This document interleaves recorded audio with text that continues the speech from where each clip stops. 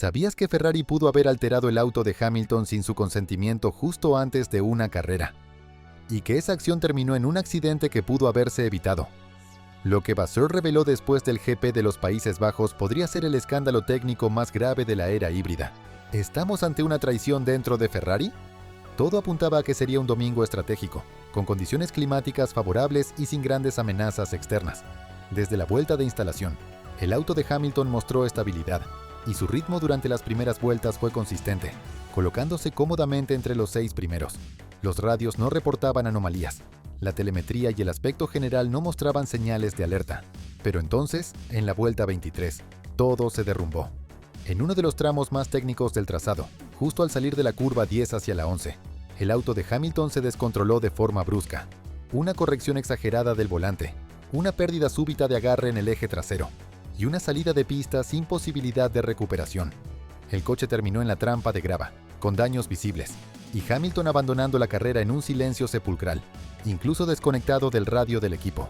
Entonces surgieron las preguntas. ¿Fue una falla mecánica? ¿Un error de piloto completamente inusual en un 7 veces campeón? ¿O algo más complejo? Las cámaras on-board mostraban un coche nervioso, que respondía de forma impredecible a cada cambio de dirección. Desde el primer día, algunos comentarios de Hamilton apuntaban a una sensación de desconexión con el tren trasero, pero los ingenieros lo habían atribuido a la evolución natural del setup. Nunca imaginaron que esa inestabilidad era un síntoma de algo más profundo.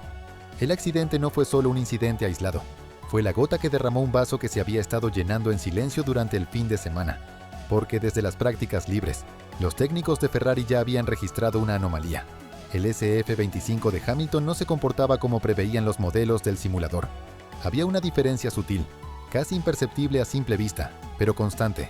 Una brecha entre lo esperado y lo real. Y ahí es donde comienza la historia verdadera. Un historial de datos alterado, decisiones ocultas y una estructura técnica que actuó por su cuenta. Porque lo que se descubrió después no solo cambiaría la forma de interpretar el accidente, sino que pondría en jaque la confianza interna dentro de la escudería Ferrari.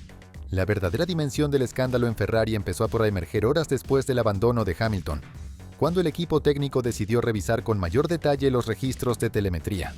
Lo que encontraron no solo encendió todas las alarmas en Maranello, sino que obligó a abrir una investigación interna urgente, incluso antes de que el coche fuera devuelto al garaje. Lo primero que llamó la atención fue que el SF25 de Hamilton había estado comportándose durante el fin de semana de manera radicalmente distinta a lo que proyectaban los simuladores del equipo. La correlación de datos entre pista y virtualidad se había roto, y eso, en una estructura como Ferrari, no es solo un error técnico, es un síntoma de que alguien, en algún punto del proceso, intervino de forma no autorizada. La auditoría reveló algo sin precedentes. Una serie de ajustes técnicos realizados al coche entre la noche del viernes y la mañana del sábado, justo antes de la clasificación. Configuraciones que no habían sido solicitadas por el piloto. No se discutieron con su ingeniero de carrera. Y lo más grave, no contaban con el conocimiento ni la aprobación de Fred Vasseur. Entre los parámetros modificados estaban la altura de rodaje trasera y la precarga del diferencial. Dos elementos que, aunque puedan parecer secundarios para el aficionado promedio, son esenciales en el equilibrio dinámico de un coche moderno. La altura de rodaje define qué tanto se aproxima la parte trasera del auto al suelo y afecta directamente el flujo aerodinámico, el comportamiento en frenada y el apoyo en curva. La precarga del diferencial, por su parte, regula cómo se distribuye el par entre las ruedas traseras, determinando si el auto es más agresivo o dócil a la salida de curva. Hamilton, durante las prácticas libres, había trabajado con cuidado para encontrar un equilibrio perfecto. Su estilo de pilotaje preciso, lineal y extremadamente técnico depende de que el eje trasero sea predecible y estable.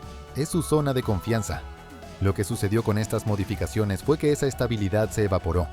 El coche se volvió nervioso, perdía tracción sin aviso. El diferencial respondía de forma errática justo al soltar el freno y atacar la curva. En pocas palabras, Hamilton perdió la conexión con su máquina. La pregunta en el paddock fue inmediata: ¿quién autorizó estos cambios?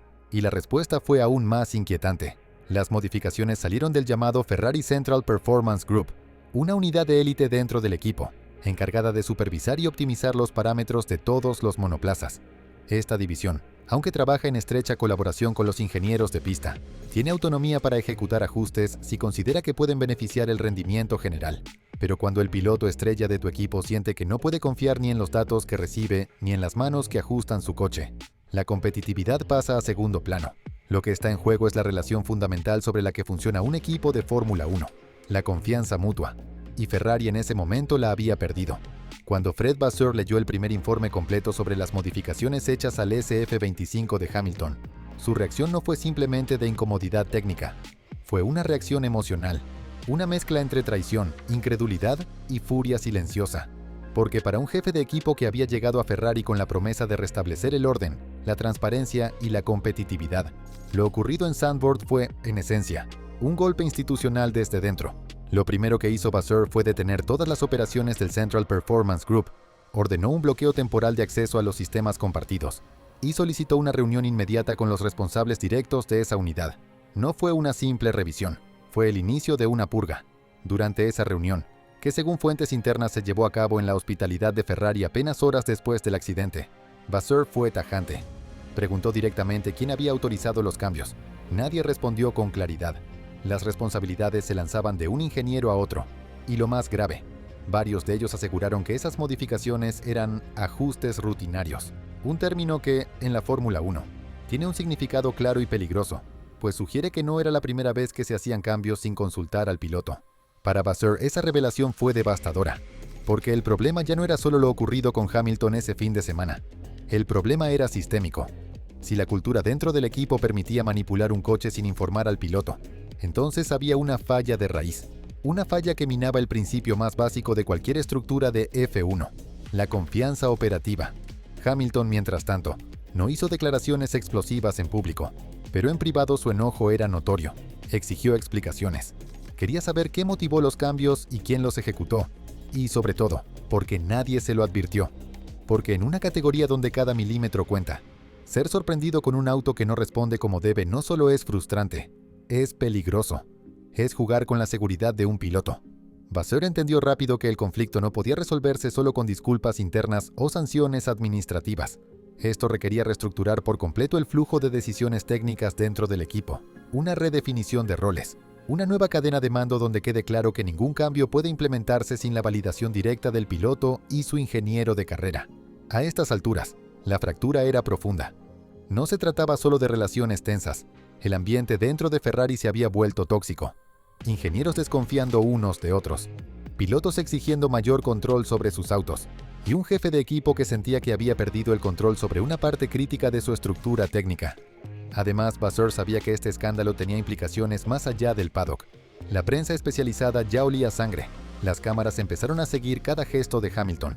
Las redes sociales explotaron con teorías que iban desde el sabotaje interno hasta conspiraciones a favor de Leclerc.